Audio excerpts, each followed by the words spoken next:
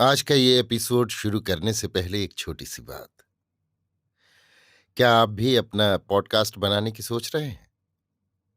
तो anchor try कीजिए। ये पॉडकास्ट बनाने का सबसे आसान तरीका है। नंबर 1, ये फ्री है। नंबर 2, इसमें कई सारे ऐसे टूल्स हैं जो आपको अपने फ़ोन और कंप्यूटर पर रिकॉर्ड और एडिट करने की फैसिलिटी देते हैं।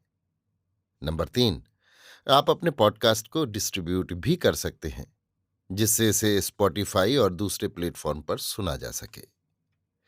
तो डाउनलोड कीजिए फ्री एंकर ऐप या विजिट कीजिए anchor.fm पर अपना पॉडकास्ट स्टार्ट करने के लिए।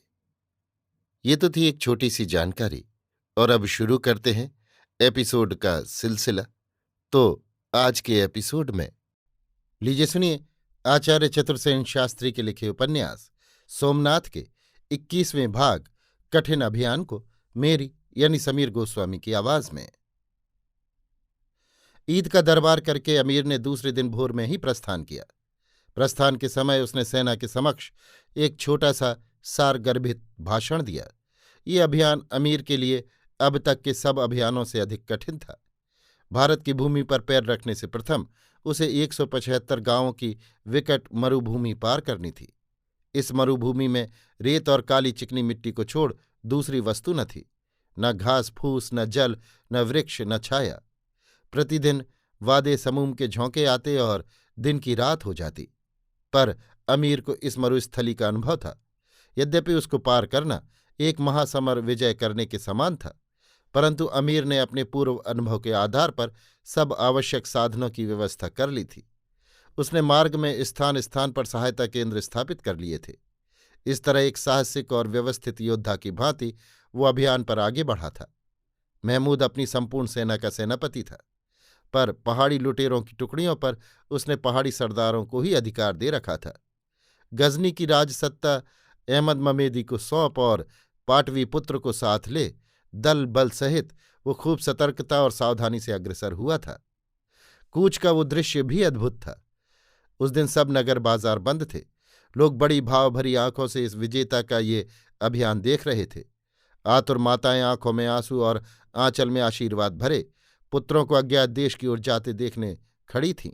कुलवधुएं गोद में अबोध शिशुओं को लिए और धड़कते हृदयों को हाथ से दबाए प्रिय पति को यों जाते देख रही थीं।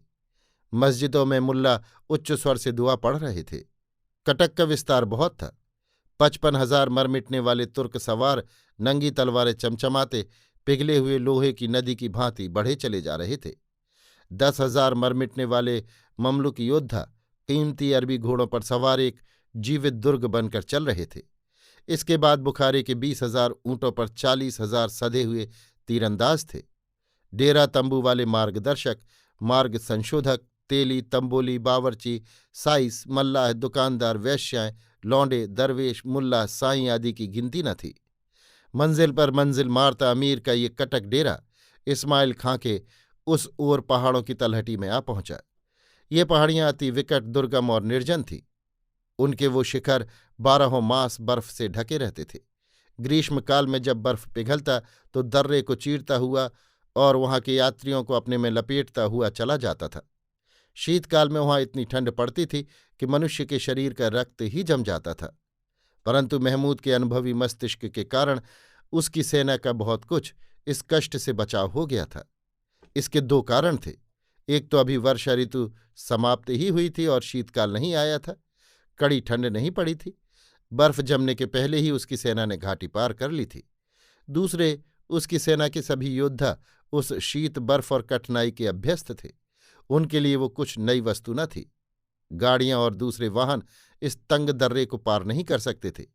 इसलिए महमूद ने ऊंट, खच्चर और घोड़ों ही से काम लिया था।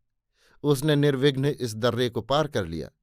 यहां से दर्रे के आसपास के खूंखार कबायली पठानों के दल बादल सुल्तान की सेना में मिलते गए।